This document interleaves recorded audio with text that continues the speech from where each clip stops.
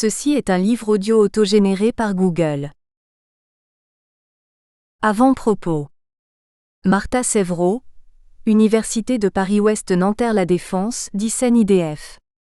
Le patrimoine culturel immatériel PCI, protégé par la Convention de l'UNESCO de 2003, est par définition un patrimoine vivant, nourri par les communautés qui le portent et qui continuent de le recréer. Préserver ce patrimoine implique la mise en place d'approches adaptées, participatives et décentralisées, pour assurer à ces communautés de pratique la capacité de continuer à vivre et à reproduire leurs activités culturelles. Par conséquent, l'un des principaux défis soulevés par cette convention est la nécessité de proposer de nouveaux outils de sauvegarde et de valorisation du patrimoine permettant de transcrire des cultures orales en respectant leur nature dynamique et participative. Dans ce sens, le numérique, et notamment le Web 2.0, ouvre des perspectives prometteuses pour préserver le PCI en respectant la spécificité de ce patrimoine. En effet, ces outils offrent non seulement la possibilité de recueillir différentes traductions d'un élément culturel dans un espace unique d'expression, en respectant la nature participative des éléments patrimoniaux, mais aussi l'opportunité de laisser les transcriptions ouvertes à une nouvelle évolution, en respectant la nature vivante du PCI. Grâce à leur structure ouverte et partagée, les plateformes numériques devraient contribuer à résoudre deux problèmes majeurs en matière de sauvegarde. La contrainte d'une organisation top-down qui est traditionnellement celle des institutions du patrimoine, et les risques de simplification ou de fossilisation liés à la documentation et à l'archivage. Ces dernières années, les applications basées sur la numérisation d'objets culturels, monuments, collections de musées, documents, etc., sont devenues très populaires. Des expériences ont également été mises en œuvre dans le champ du PCI, comme eTreasures, le projet coréen ichpedia.org ou ecoseichscotland.org. Cependant, la rencontre entre le numérique et le patrimoine immatériel n'est pas simple pour autant. Comment le numérique peut-il intervenir dans les démarches de valorisation d'un patrimoine, en respectant sa nature participative et vivante? Comment ces nouvelles applications peuvent-elles dialoguer avec les démarches d'inventaire conduites au niveau institutionnel? Comment protéger les droits des communautés dans le cadre de l'enregistrement et de la publication sur Internet de leurs éléments patrimoniaux?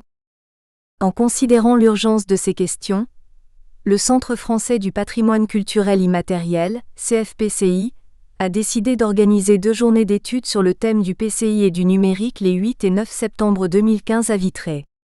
Les travaux de ces 2 jours sont réunis dans cet ouvrage qui reprend l'organisation en 3 parties de la conférence autour de 3 thématiques principales.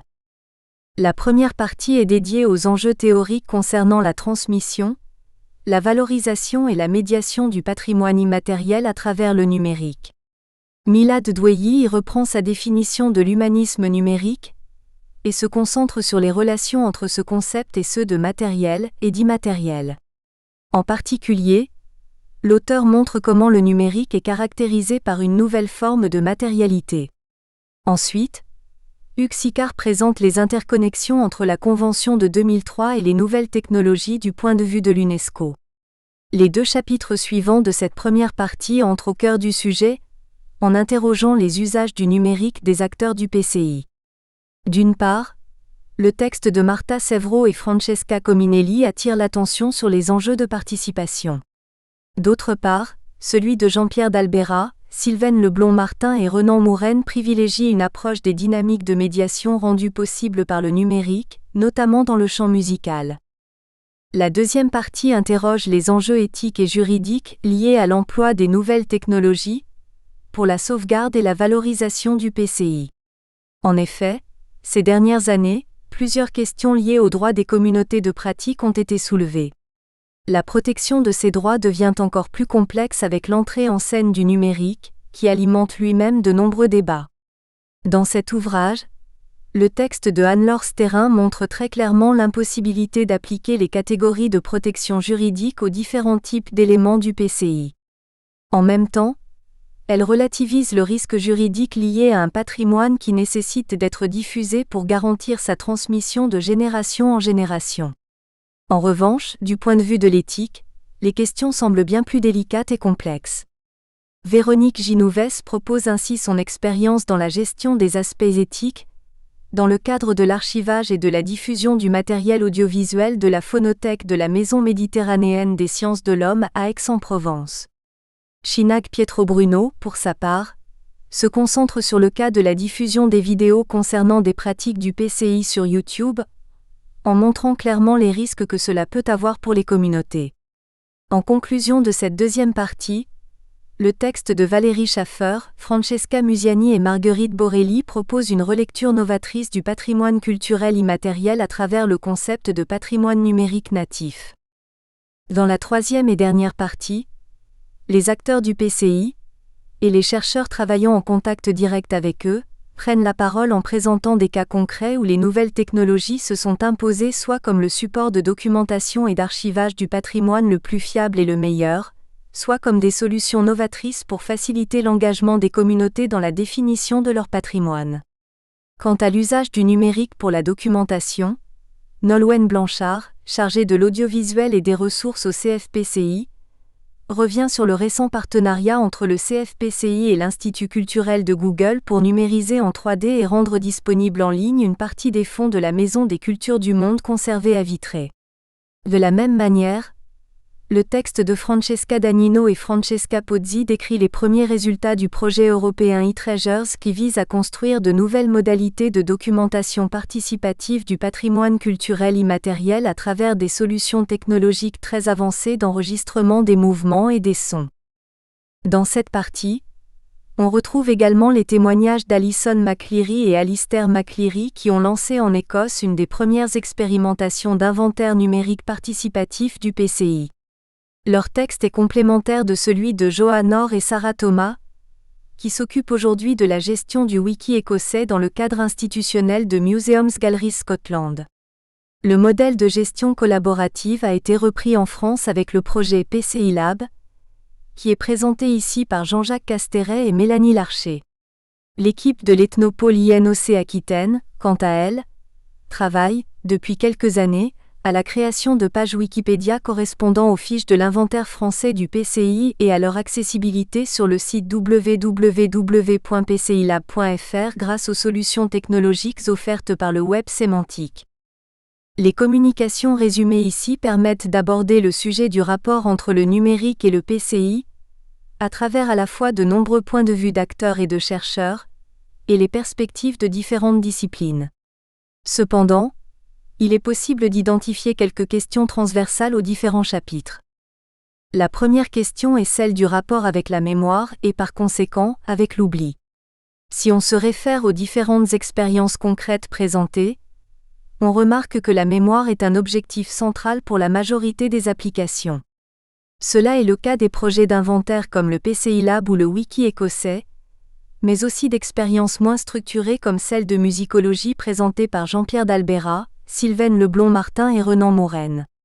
Le besoin de mémoire est aussi à l'origine de l'emploi de YouTube par l'UNESCO, et qui a été analysé tant par Anne-Laure Sterrin que par Shinag Pietrobruno.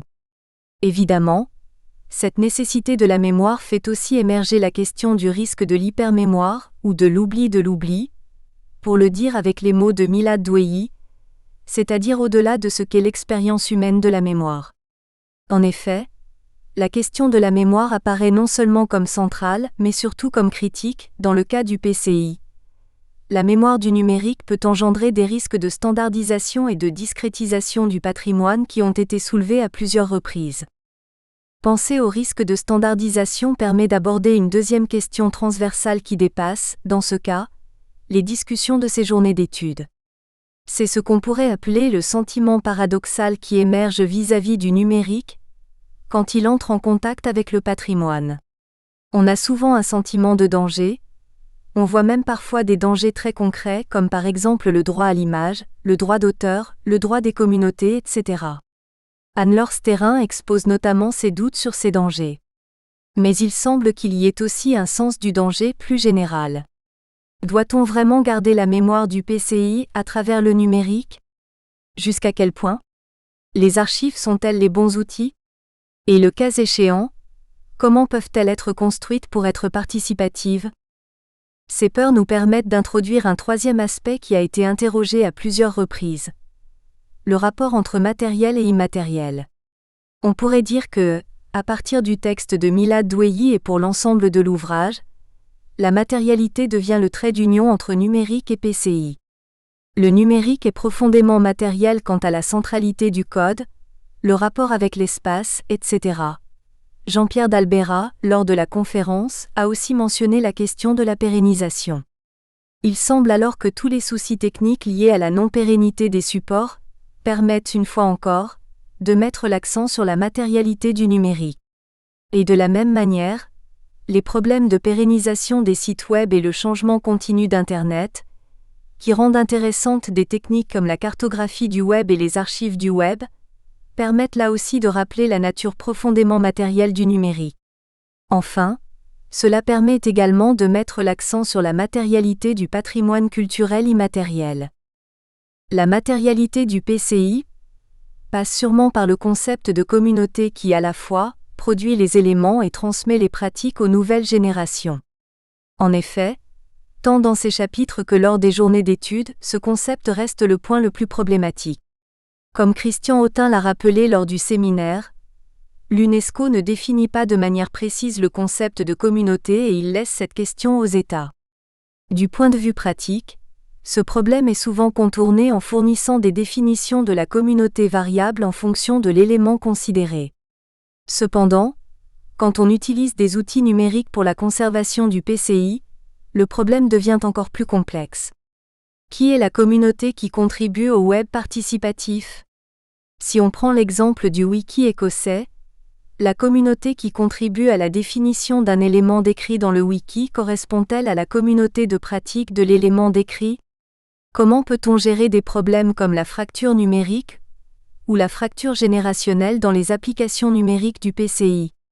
Ces considérations ne sont que quelques-unes des complications que le numérique ajoute au cadre déjà complexe de la sauvegarde du PCI par sa communauté de pratique. Enfin, il est important de souligner que, malgré les nombreuses incertitudes qui ont été soulevées, les auteurs de cet ouvrage transmettent de manière générale une vision optimiste et positive. De nombreux éléments demandent encore beaucoup de réflexion, non seulement en ce qui concerne le rapport du PCI avec le numérique, mais aussi en ce qui concerne le PCI et le numérique, considérés de manière séparée. Cependant, des nombreuses expériences concrètes présentées au fil des pages émergent aussi un grand enthousiasme quant aux pistes de travail futures qui peuvent être développées tout en ayant conscience des difficultés existantes ou à venir. En guise de conclusion, je voudrais remercier le département du pilotage de la recherche et de la politique scientifique du ministère de la Culture et de la Communication et l'Université de Lille qui ont apporté le soutien financier et logistique nécessaire à la réalisation de cette publication, le Centre français du patrimoine culturel immatériel, notamment sa directrice, Séverine Cachat, qui non seulement ont rendu possible l'organisation des journées d'études, mais qui m'ont également assisté dans le long travail d'édition de cet ouvrage. Enfin, je voudrais mentionner les membres du comité de lecture qui ont su donner des conseils précieux aux auteurs et qui leur ont permis d'améliorer leurs textes déjà riches et intéressants. Nolwenn Blanchard, Chiara Bortolotto, Séverine Cachat, Jean-Pierre d'Albera, Marie Gaillard et Christian Autin. Première partie. Transmission, valorisation, médiation. Pour un humanisme numérique. Milad Doueilly, Université de Paris-Sorbonne, chaire d'humanisme numérique, l'ABEX au BVIL. Depuis quelque temps, je m'intéresse à ce que j'appelle le matérialisme numérique, parce qu'il me semble que le vocabulaire qu'on a utilisé pour désigner et saisir ce que la numérisation des corpus, du patrimoine, des archives et en même temps du quotidien dans ses activités sociales, a donné lieu à des illusions quant à certaines disparitions d'une matérialité qui aujourd'hui revient avec force. Il me semble donc nécessaire de mettre cette notion de matérialisme numérique dans une perspective historique. Peut-être le point d'entrée le plus intéressant est-il de revenir à un texte qui n'a que peu à voir au premier abord avec le numérique. C'est la première thèse de Walter Benjamin dans ses thèses sur le concept d'histoire, 1940. Ce texte raconte l'histoire d'une machine et des marionnettes d'un joueur d'échecs, qui gagne toujours le match contre l'humain qui est donc dans l'illusion que la machine va toujours pouvoir gagner. Mais en fait, derrière la machine se cache quelqu'un, un oriental avec tout son costume. Ce qui est intéressant, c'est qu'à la fin de la description du jeu, et la notion de jeu est essentielle à mon avis, W. Benjamin nous dit que derrière ce jeu de marionnettes, de déguisements et de voilements se cache le matérialisme historique. Effectivement, il faut prendre en compte l'époque et la date du texte, mais on peut dire que derrière cette notion de jeu, on trouve à la fois le problème de l'humanisme numérique et des questions de la mémoire. Aujourd'hui, au lieu du matérialisme historique, nous sommes confrontés à la difficulté soulevée par la notion du matérialisme numérique.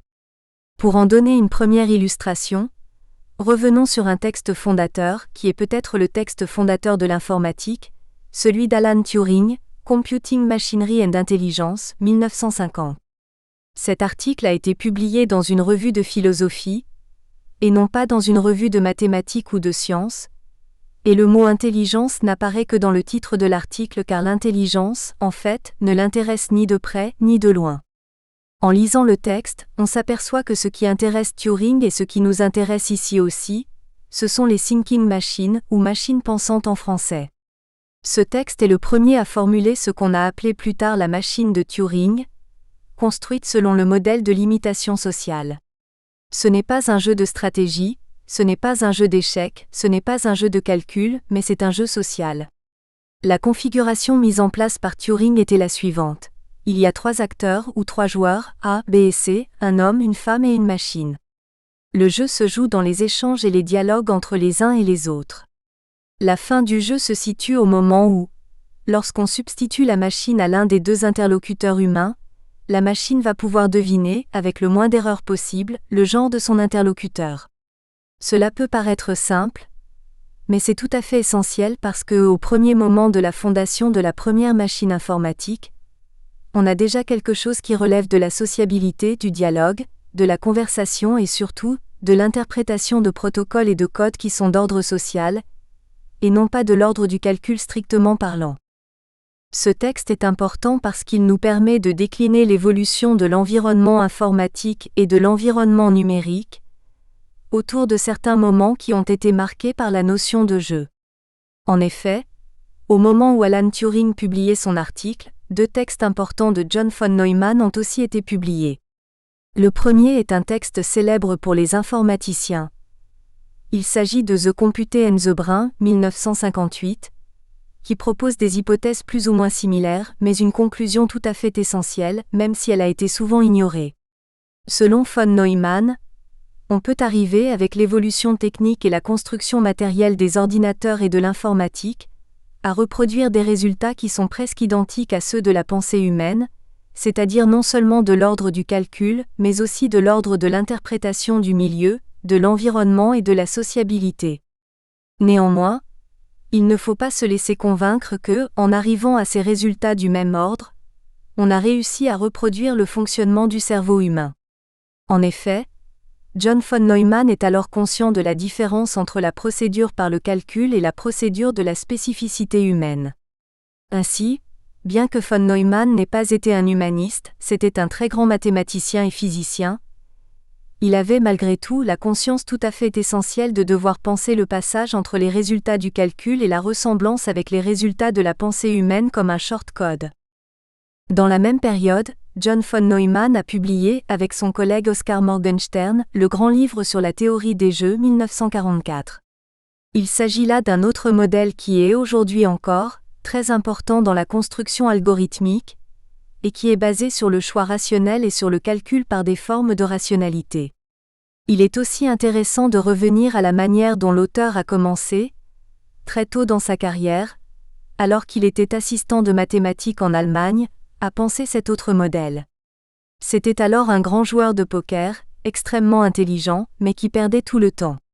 Il ne supportait pas de perdre sans cesse alors qu'il avait en face de lui des joueurs qui étaient selon lui, moins intelligents. En conséquence, il a essayé de construire un jeu de stratégie pour déchiffrer les calculs de l'autre afin d'être en mesure de toujours gagner. C'est ce qui a donné lieu, finalement, à la théorie des jeux. 2 autres jeux ont également rythmé l'évolution. Le troisième jeu, qui n'est pas souvent étudié dans ce contexte spécifique, est celui de la sociologie américaine d'Erving Goffman.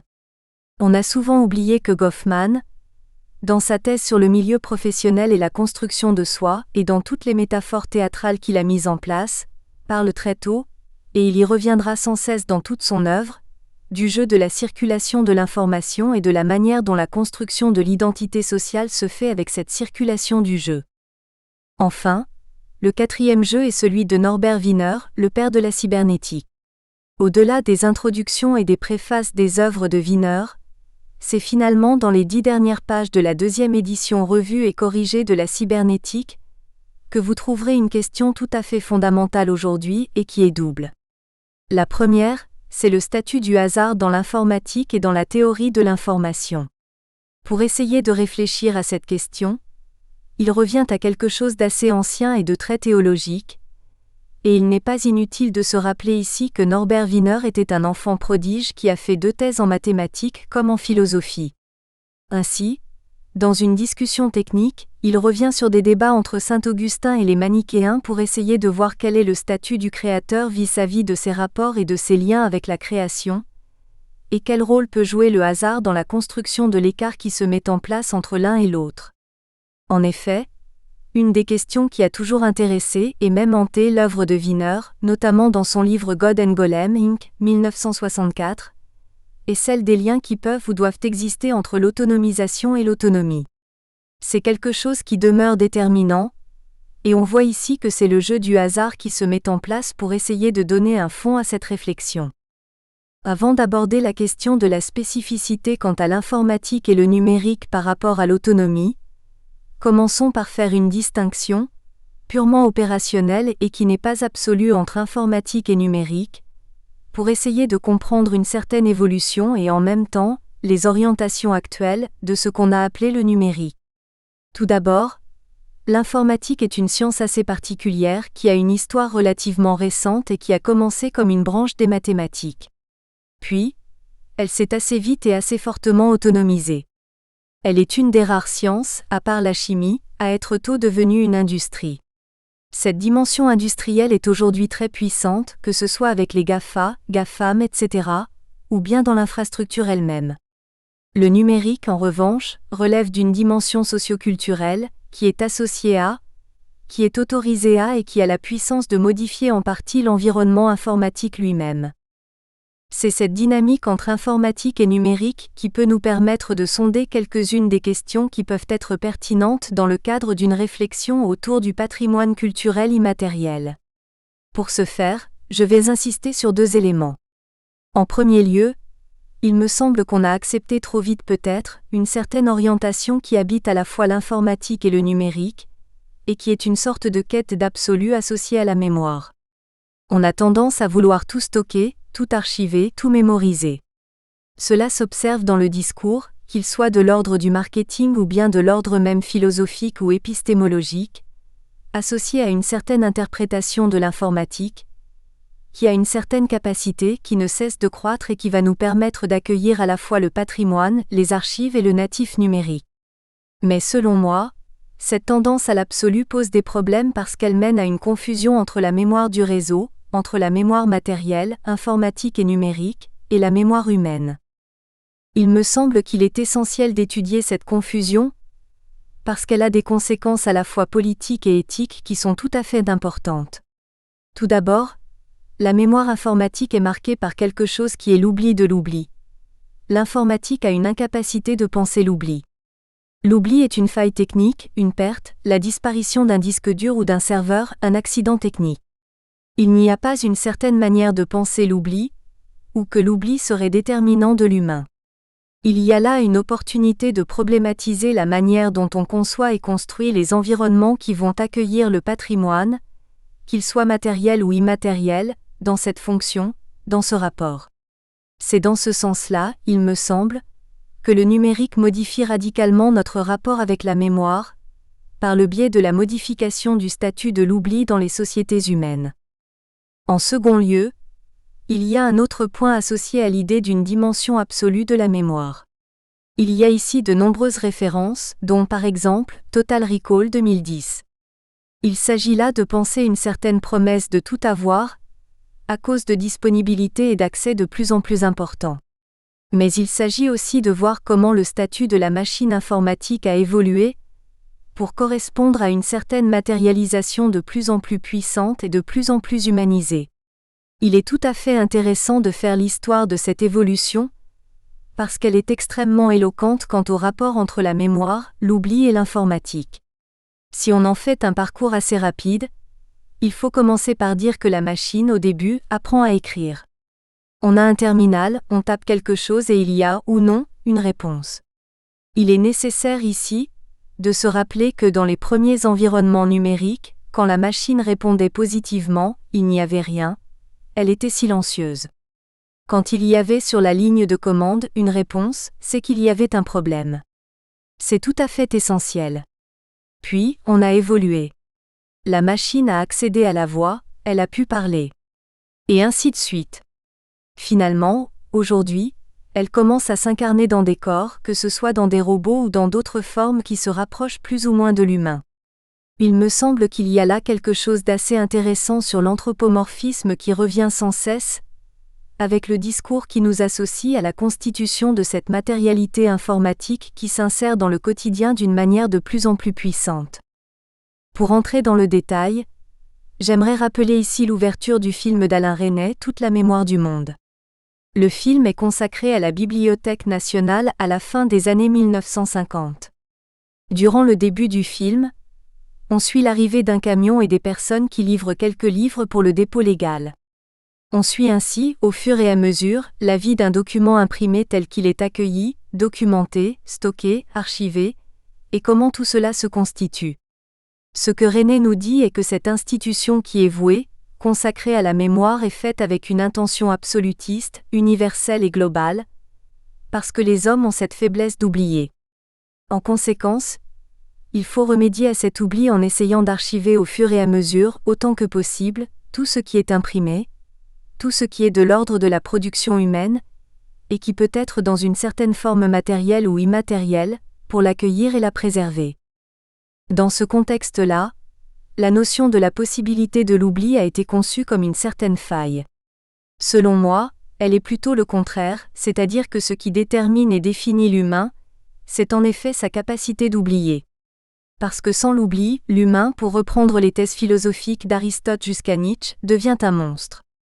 C'est pourquoi on a besoin d'essayer de négocier, dans la tendance du numérique, entre, à la fois, les capacités et les avantages de l'oubli d'un côté et de l'autre côté, cette nécessité de préserver, conserver, pérenniser tout ce qui est de l'ordre de la mémoire et des modalités de la transmission.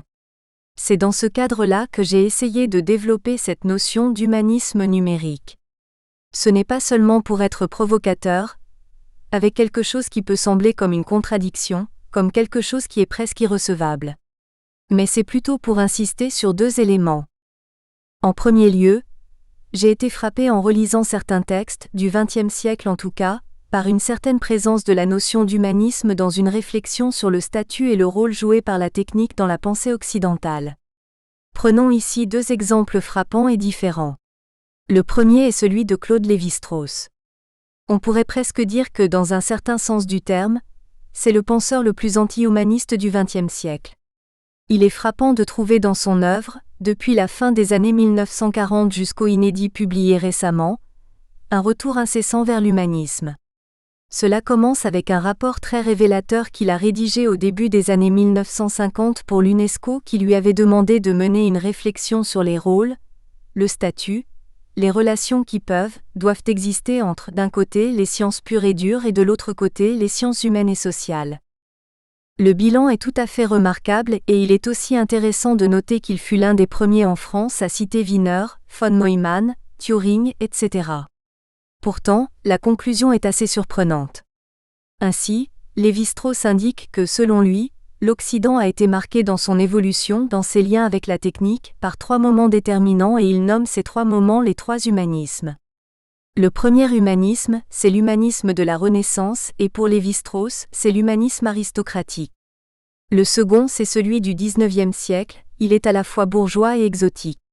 Le troisième, c'est celui qui est le sien du XXe siècle et qu'il va identifier comme démocratique. On est tenté de voir dans cette description une évolution politique. À mon avis, c'est faux.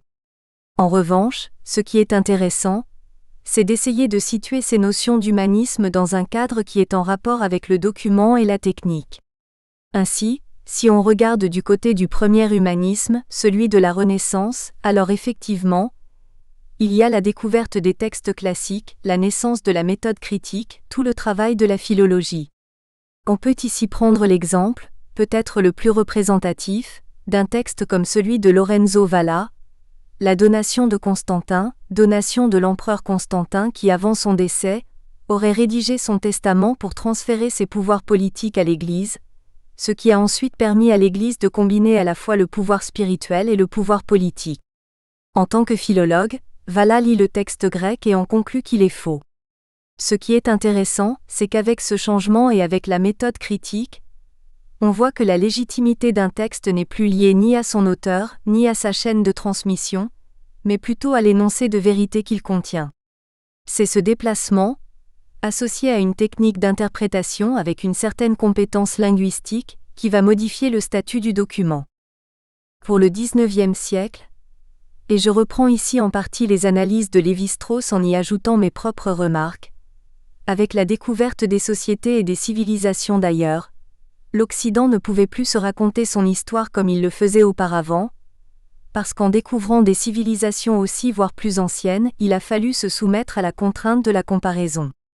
C'est la naissance de la méthode comparative qui modifie radicalement, et qui est également associée à la naissance de la linguistique et aux sciences humaines et sociales dans ce sens-là. Pour le XXe siècle, si l'humanisme est démocratique, ce n'est pas à cause de la politique, mais plutôt, et c'est là que l'on retrouve effectivement l'ethnologue et l'anthropologue Lévi-Strauss, parce que l'humanisme du XXe siècle va accueillir, d'une façon inédite, ce qui a été exclu des deux premiers humanismes, l'oralité et le mythe.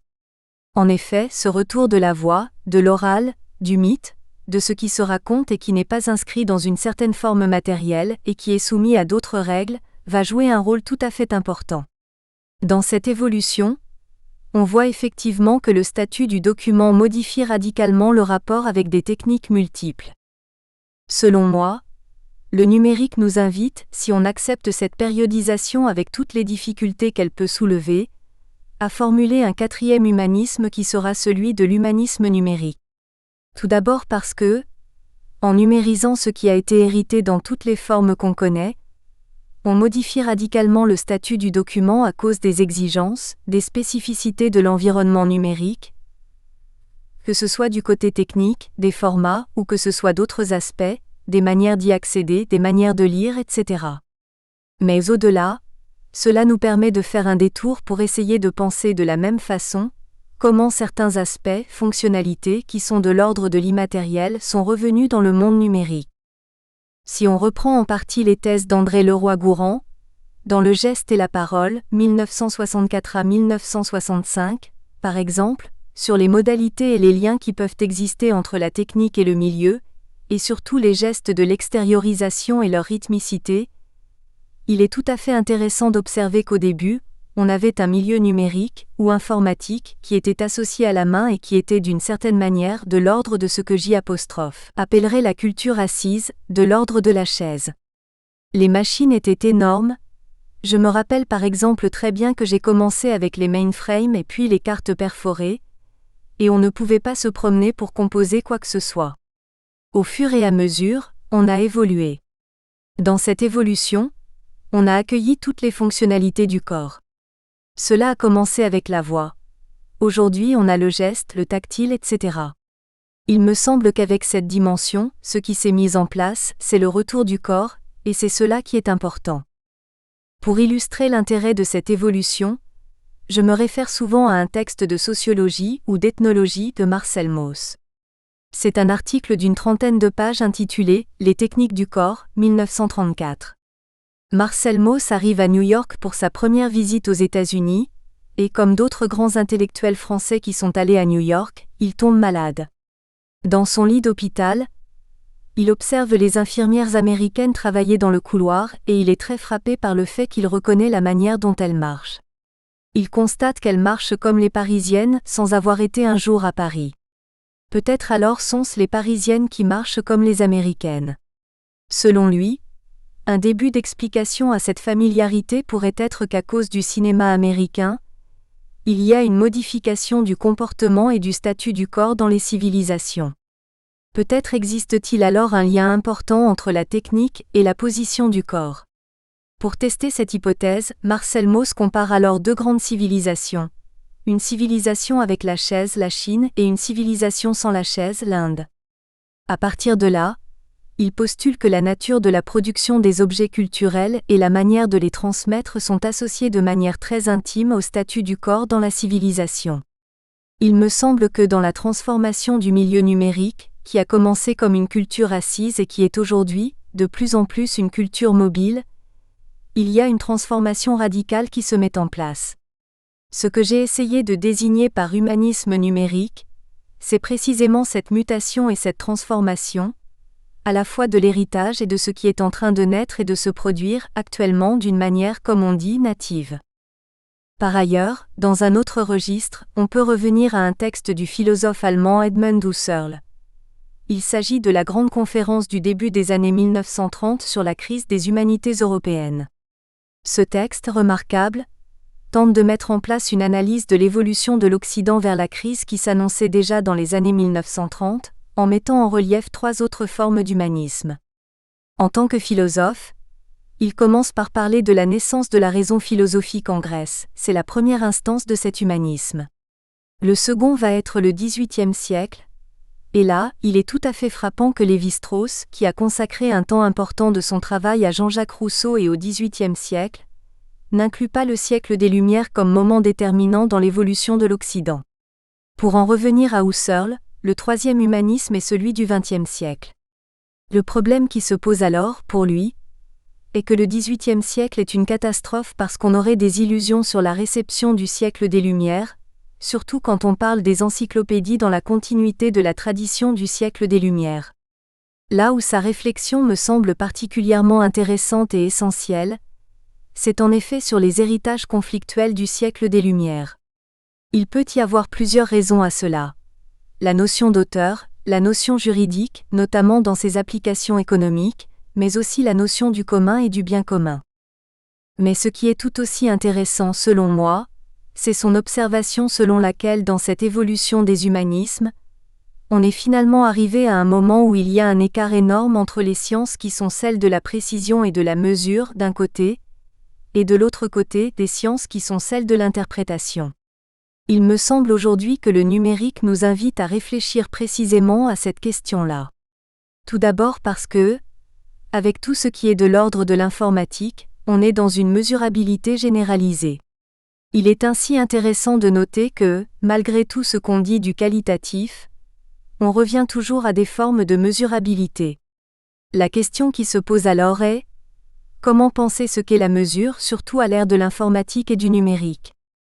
Il y a là plusieurs pistes de réflexion dont, notamment, les questions d'ordre éthique. En premier lieu parce que cela nous invite et nous incite à nous pencher sur quelque chose qu'on a souvent sacralisé ou bien oublié. Le code informatique lui-même. En effet, on parle toujours de numérique, mais on fait finalement peu attention au code informatique lui-même.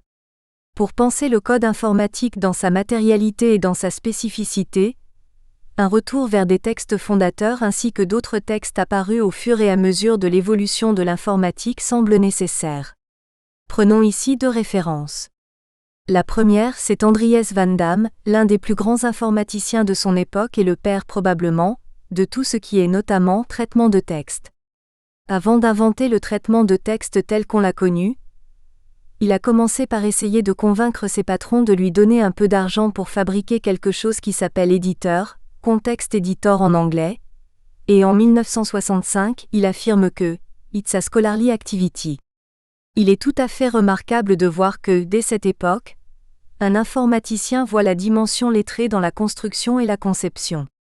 Mais cela a aussi mené à une importation presque intégrale de toutes les modalités de la culture du livre et de l'imprimé, dans la construction du geste éditorial tel qu'il a été construit ensuite par les traitements de texte. Nous espérons que vous avez apprécié cet aperçu. Pour continuer à écouter ce livre audio sur Google Play Livres, utilisez le lien dans la description de la vidéo.